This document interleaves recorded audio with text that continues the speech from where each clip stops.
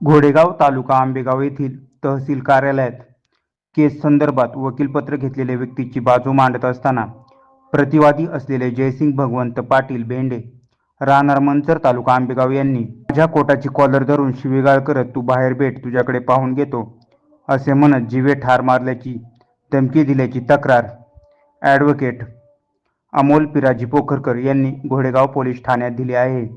ही घटना दिनांक 31/10/2025 रोजी दुपारी 1:30 वाजल्याच्या सुमारास घडली असून याबाबत घोडेगाव पोलीस पुढील तपास करत आहे।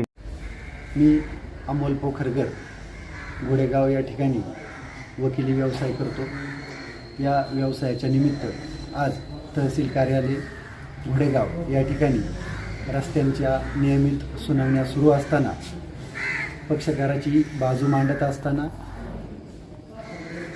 प्रतिवादीने मारहाण करण्याच्या इराद्याने हात उघडून कोट धरला, तसेच बाहेर भेट तुला ठारच करतो अशी धमकी दिली। या ठिकाणी पक्षकारांनी वकील हा फक्त त्याच्या पक्षकाराची बाजू मांडत असतो, त्याचं त्या मिळकतीशी किंवा तुमच्या त्या प्रॉपर्टीशी कोणताही हितसंबंध नसतो, केवळ तो त्याच्या पक्षकाराची बाजू मांडत असतो।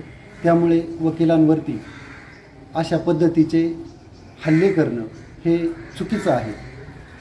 आम्ही सर्व वकील संघटनांनी सोमवारी 3 तारखेला या वकिलांवरती होणाऱ्या हल्ल्याच्या निषेधार्थ लाक्षणिक असं कामकाजापासून अलिप्त राहण्याचा निर्णय घेतलेला आहे।